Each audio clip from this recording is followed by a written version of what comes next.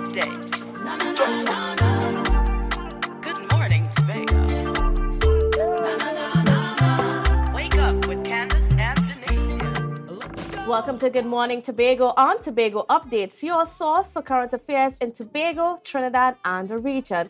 With the perfect conversations to complement your morning routine, I am Candace Jackson, and let's get started with the news in 90 seconds. The price of fish is set to increase for the Lenten season, according to threats from the All Tobago Fisherfolk Association. At first, President Curtis Douglas said customers might have to pay as much as $45 to $50 per pound of fish unless THA intervenes. Douglas explained that fuel prices are a major factor in driving up the cost of fish. He wants the THA to offer fishermen a subsidy of 50 cents on every liter of fuel purchased. Currently, the central government offers registered fishermen a 12 cents rebate on every liter of fuel purchase. If accepted, Douglas said fish prices will reduce to between $20 and $25 per pound. Political leader of the Progressive Democratic Patriots, Watson Duke, said his eyes are on the Port of Spain City Corporation. In a video posted to social media, Duke announced that he is mobilizing a political team to remove the city corporation from the control of the PNM in the upcoming local government elections. He said it is time for the city to elect representatives that care about the residents. Despite recent controversy regarding the resignation of Deputy Political Leader Keezel Jackson, Duke is determined to offer himself as a candidate for Port of Spain. And nationally, with the news of layoffs impending for the Atlantic LNG company, opposition MP Dr. Rudal Munilal warns that a Category 5 economic hurricane is coming. He said the collapse of gas prices will also affect government's revenue. In September 2022, Finance Minister Calm Imbert based part of the budget on $6 per MMBTU. However, prices are now above $2 per MMBTU. Munilal says it signals economic hardships in the next few months for citizens who are still recovering from the COVID-19 pandemic. And that was the news in 90 seconds. And viewers, well, we are continuing our series here on GMT in discussing the effect of politics on business. So joining us on set to further those discussions is Mr. Naseeb Mohammed, and he is a former bank manager, of course, and he currently holds the position of Deputy Chairman of TTAL. However, he's speaking to us he's drawing from his expertise as somebody who has been in the banking sector for at least a couple of decades. Good morning and welcome. Thank you very much, Candace. Good morning to everyone also. Now, this matter of, the politics affecting the way we do business or affecting the growth of the private sector is huge because, as coming off from one of the last news items on the lineup for this morning was that of what's happening with gas prices. Now, we know over the past few years, even though economists saying, we need to diversify, the government has signaled their intent to continue basing their budgets on the energy sector. And it seems as though things like tourism doesn't have that high of an agenda on the minds of the politicians. Is this an accurate theory? Well, I mean, how we conceptualize things is going to be important. But, the end users always have to end up paying the price. Yes. What I will say, though, I mean, I wanna just go back to or segue into the recent development of the fish prices in Tobago.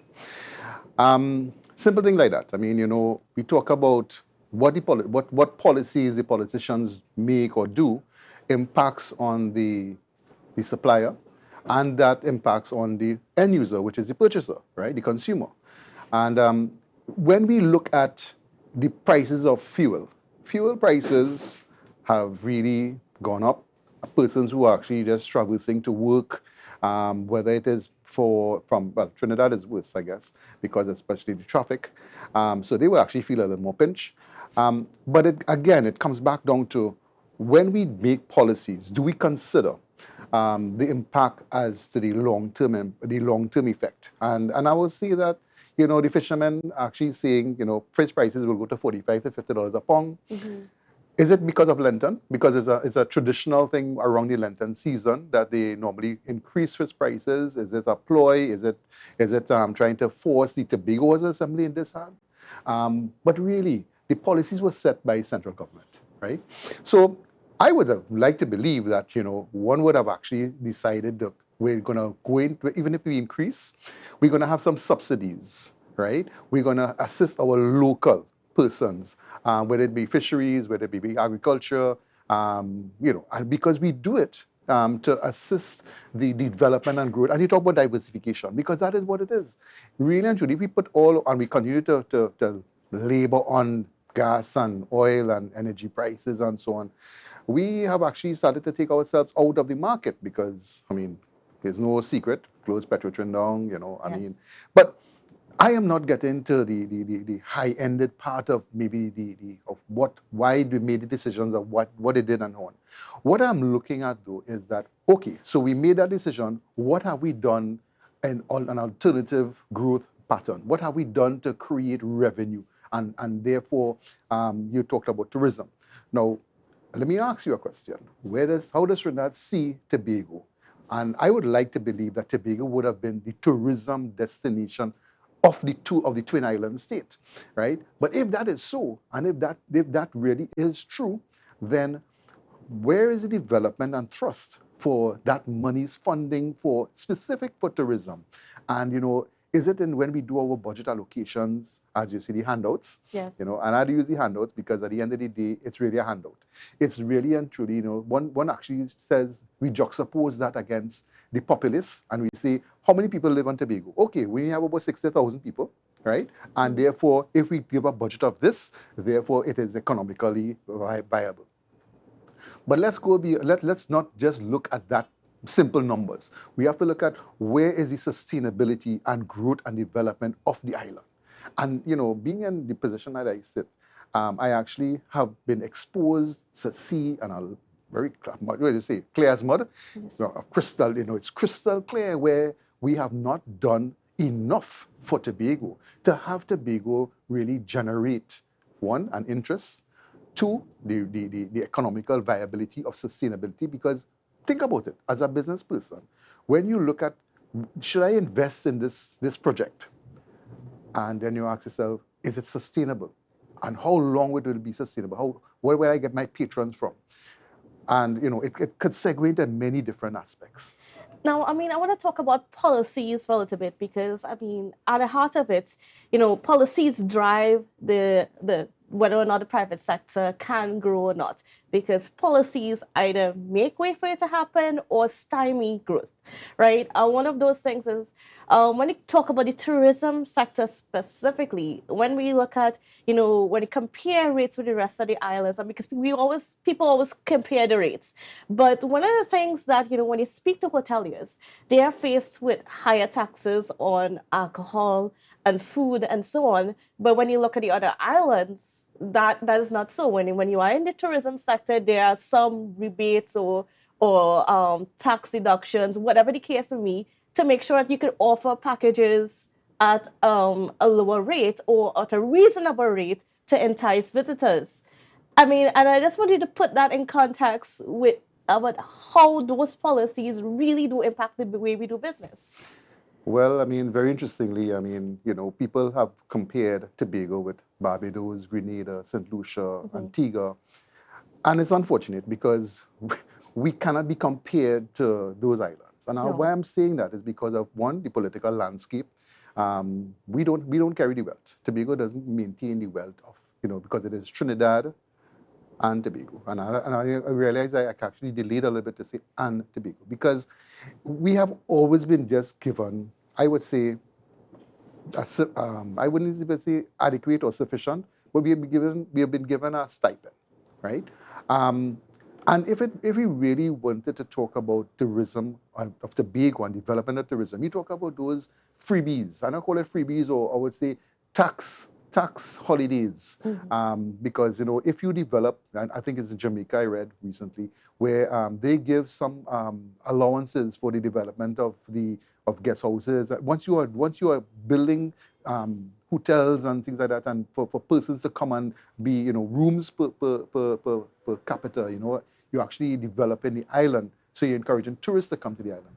They get some tax breaks, right? You know, and then it And they're talks not about foreigners; they're actually locals. correct, and you know, and that is the ironic thing about it, because, you know, I mean, I remember recently when they had this whole big long story about sandals and this and that and the other, and how much what exemptions they will be given, and, you know, and it went into a long discussion that eventually came out to nothing. And Tobago said openly, it's not that we are against investment, you know, but at the end of the day, think about those persons who have been here for the long haul, the Crown Point on the Bay, the Mount Irvins, the Graftons, you know, they have been here, they have established their business and so on. And how are we really assisted? No, we had out of COVID, we had the tourism assistance relief grant, but again, there were certain stipulations and guidelines and how that is a thing. But where all those policies came from? Everything comes from Trinidad. So Trinidad dictates, they decide, and I mean, I'm going to touch a little topic here that really and truly, Trinidad, we still have to go to Trinidad if we need to get certain things approved, right? A simple thing of developments, right? But it has to be approved by Trinidad. So Trinidad continues to hold all the power, you know. And then it's not the focus, tourism, it's not really the focus of the government.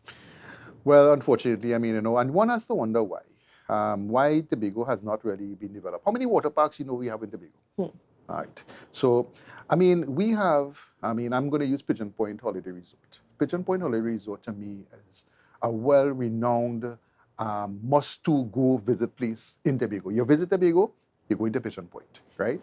And I'm not even going to talk about the Boca Reef and the Island Pool, because, I mean, we need to have done some rehabilitation, regurgitation of that entire thing, because, I mean, I could tell you, in 1977, and I mean, I went back there, 1977, going to the first time to Boca Reef, I mean, I would tell you it was a phenomenal experience.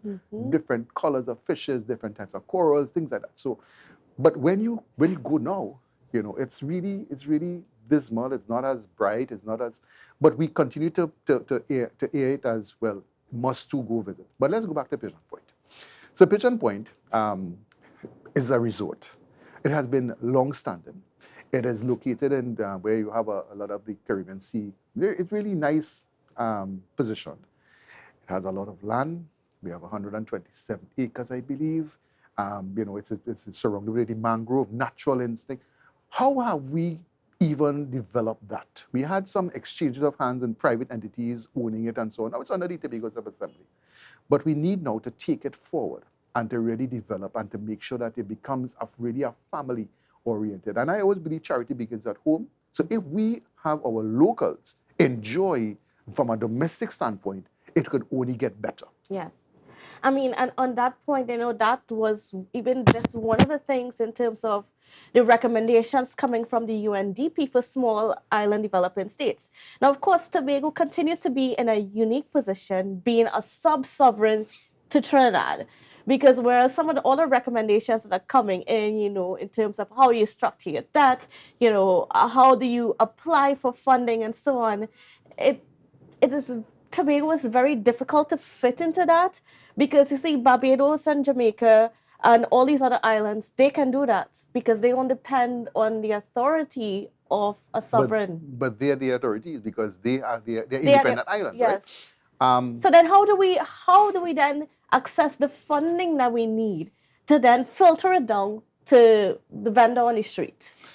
Yeah, you're getting very political, you know, because you're talking about really changing how we administer the powers of the Tobago Assembly that they should have, that they don't have. And I'll give you a little example. So a few years ago, the Tobago Assembly wanted to get funding. And they were told that they need a government guarantee, right? And government guarantee meant that the central bank of the central government needed to provide that guarantee for Tobago's Assembly to raise funds. So again, it went back to Trinidad. So until you could actually say to me that, not you to say to me, but rather until we could actually see where the Tobago's Assembly have that sort of uh, legislative power Yes. where they could actually go and borrow without having to have that sort of hold by Trinidad. I don't want to segue into any autonomy bill here, but I mean, really and truly, when you get into the autonomy bill, really and truly, if Tobago had certain equality status as opposed to they call it equity, because I remember I told you about when they work out the budget and they work out per capita, right? That you will see that it is reasonable, right?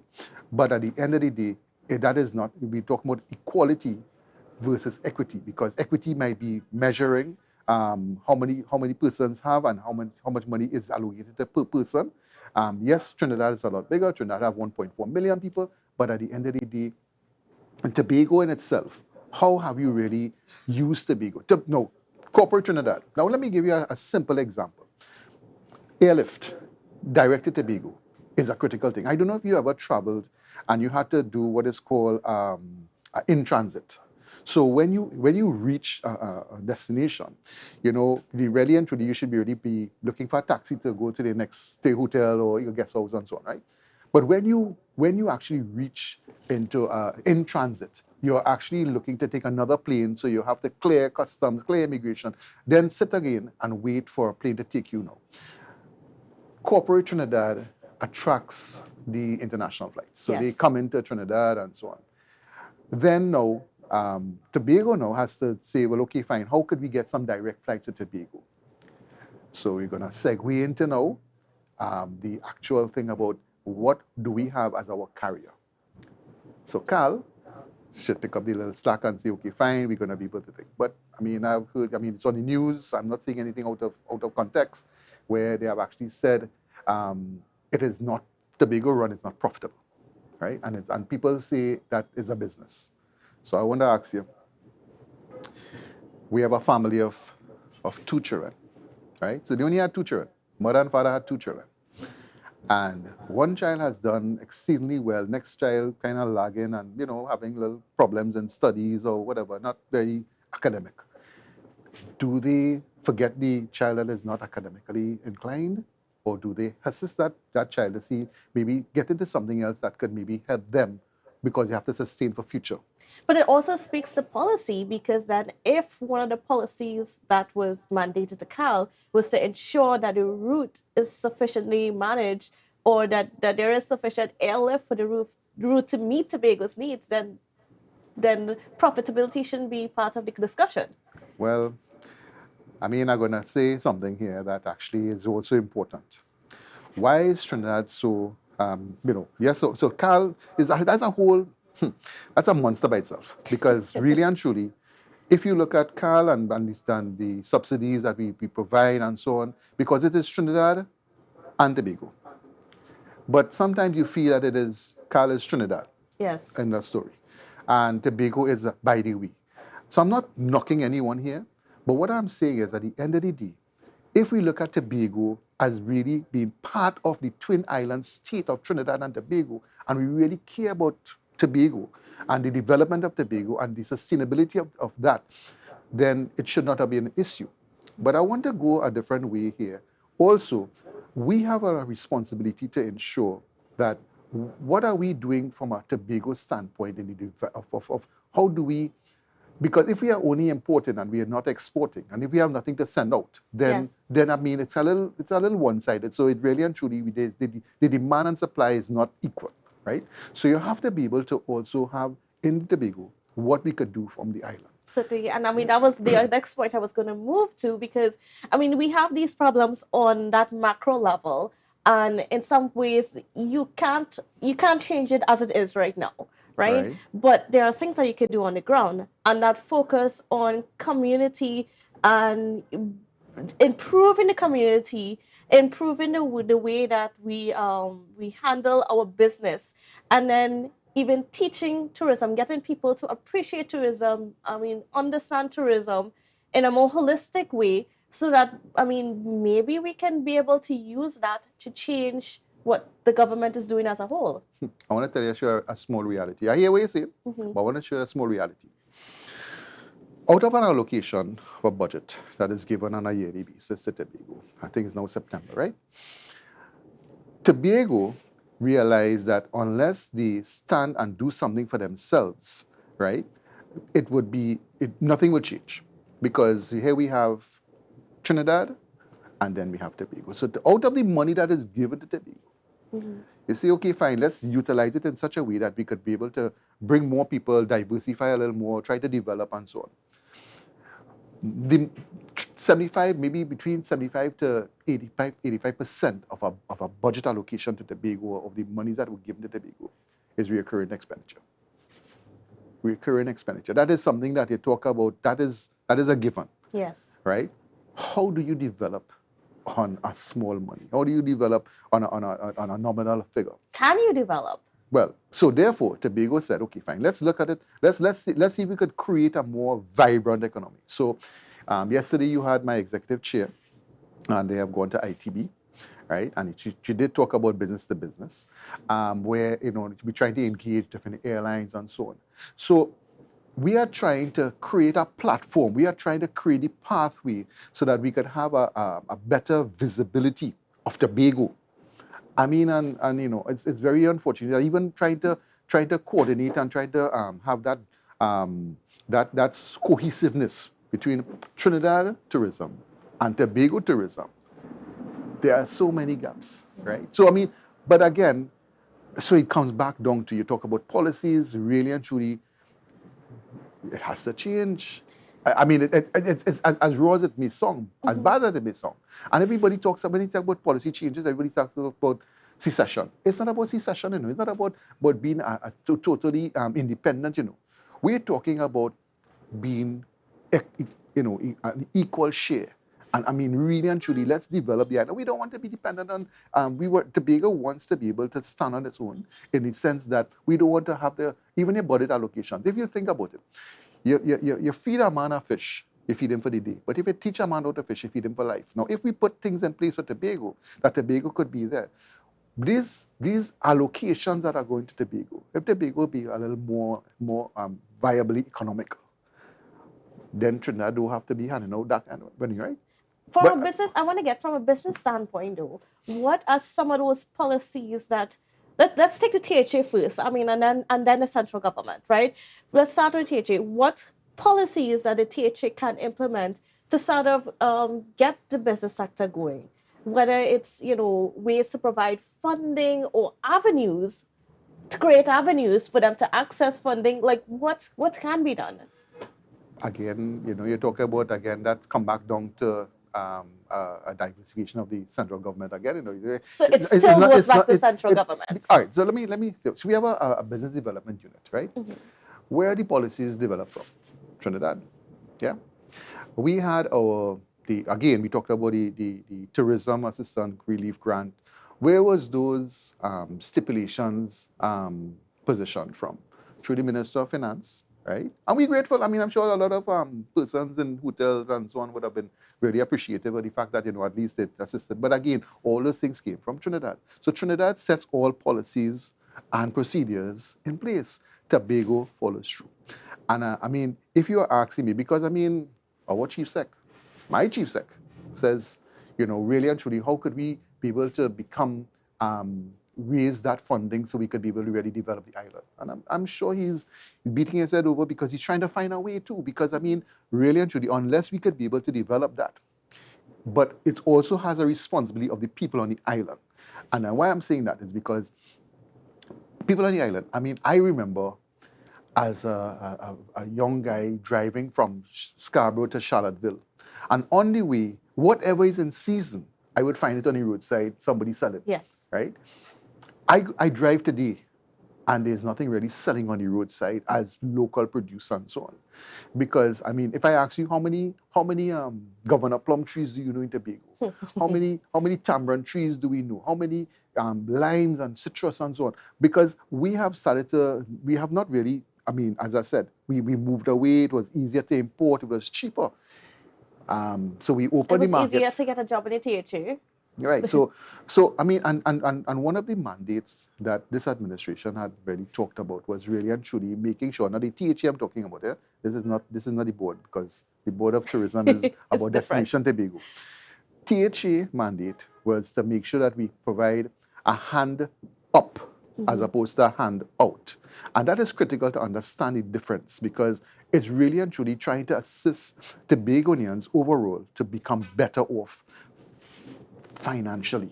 I mean, and that is where I've always said the decisions we make, what we do now, is going to determine our future, right? Right. Now, one of the complaints that we've heard from the business sector is that when they go to the banks to access funding that they need to invest in their business, to make it better, to get more revenue, all of that, they end up in problems with the banks because the bank does not trust the economy, that doesn't have faith in the economy, that, you know, when they lend out this money, they are going to be able to get it back. Right. I'm not here to defend the banks, but I'm going to tell you this. Everything is about risk management. Yes. Right? And making decisions that are going to be sustainable, because the bank is not into the business of real estate. The bank is not a real estate agent, and they don't want to become one. They want to be able to lend money and be able to you pay it back based on the terms and conditions and so on. And what they have to do is the assessment of that sustainability of the business that you're going into. So we have a business development unit, and now why I'm going there is because they will say they will provide a guarantee of, let's say, 75% of the funding that you want, right? But it's still, but it goes to the bank now, and it's based on the bank's policies and procedures and their risk assessment of that individual to determine whether or not it's a viable project, right? So sometimes along the way it becomes quite frustrating. Have you ever? I actually tried to see what are the requirements to get a business loan, or even in the micro enterprise and so on, micro and small business industry enterprise. And you have to have, of course, your financials, you have to have your registration, your filings and so on, you have to be up to date. And then, of course, you're going to look at whether or not the diversification or the investment that you want to make and the return of the profitability of that.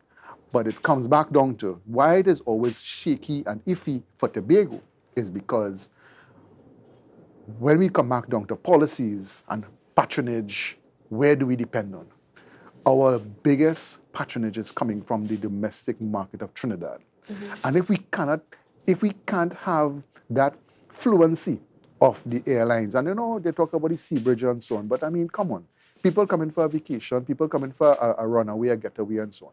But then also, when people do come here, what are some of the ground activities that they enjoy? You know, it's not just well, sea and sun, you know. But think about somebody who could afford a little extra. Because I've heard many persons from Trinidad tell me they prefer to go and spend an all-inclusive in Grenada, in St. Lucia, in Sandals. You know, they want to have that experience of all-inclusive. It might cost them a little more, but they enjoy it. And I asked them, I said, but you know, we do have some all-inclusives in Tobago. We had a little thing, you know, I mean, it started small, but I mean, it could grow depending on, you know, that patronage. But people just prefer to go and stay in a, maybe in a guest house or overnight in a hotel, and therefore that's why we look at the international travelers. But let's look at right now, we have a cruise ship in Scarborough. And I was told that, do we want those type of tourists fluctuating Tobago as opposed to the ones who come and stay long stay? I think we need all. We need every one of them. We need the short term, we need the medium term, and we need the long term. Because tourism business has changed because they have what is called the nomads. The nomads have actually, they want to be able to be away from home, studying somewhere else, doing their business, and they actually have a proper Wi-Fi service, and they're actually here on the island. And they would just like to just live amongst the people as well. Correct. Yeah. So, and experience the culture. But could we really develop, because we talk about the old time wedding, we talk about harvest being something unique for Tobago, and I'm talking about. Look, yesterday I saw it, but the goat and the goat race, and they had something for the African Day. I mean, we could use and position ourselves differently, but everything takes money. It's about finance. It's about really and truly changing that. So if we have the money, it's great, right? And then of course we have to have the right person. We just had carnival, and I mean, it was no. I mean, Trinidad also had its own struggles, right? But I mean, and I hear that everybody wants a pong. The administration, the current administration, they want to pong and say, oh, well, all the messes up, all this and that. At the end of the day, Tobago has already signaled its intention of, being a little different, and we have the October Carnival and so on. Again, we're going to make some mistakes, but at the end of the day, we're going to correct the mistakes and we're going to get better.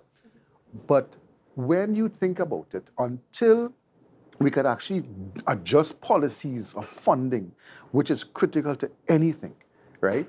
Without money, you could have the best idea what you're going to do with it. How are you going to develop it? Now, how does things such as the man and the biosphere, the blue flag certification, the green leaf certification, all these things, how does that, or does that at all help us in accessing funding as a sub-sovereign state? Well, two things. Yes, because it tells us that we are certified. We are actually on the right track of persons who the foreign tourists coming here, right? And again, it comes back down to, if Trinidad sees Tobago as a viable tourist destination, we wouldn't have to be fighting up and saying, well, Barbados could do it, but we can't do it because we have to depend. We have to really and truly ask ourselves, where does Tobago, where do we want to be? But can we be where we want to be in the current state that we are in? And things have to change, right? Because, as I said, and I'll go back down to, if you have an idea, and I'm saying this very openly, you have an idea to develop a water park in Tobago, right? Great. It's going to be, novelty of it is going to be grand. Sustainability of it will always depend on the patronage, and we're going to have to, not just domestic, but we have to go, and domestic not meaning on island person who living on the island, but then we have the Trinidad element of it. Yes. Then we also have the international. Regional, yeah. Well, we don't even really have a regional, because really and truly, people who come regionally, people go to Trinidad to shop because they say cheaper. From Barbados, is go to Trinidad because that's in Miami, right? What would they come to Tobago for? No, I mean, honestly, you have to ask yourself the question, what would a Bajan or a Grenadian really come to Tobago? They go to Trinidad because it's corporate TNT. They have a lot of industry. How many industries do we have, or industrials, parks and things do we have really in Tobago? We just really have Cove, which is underutilized.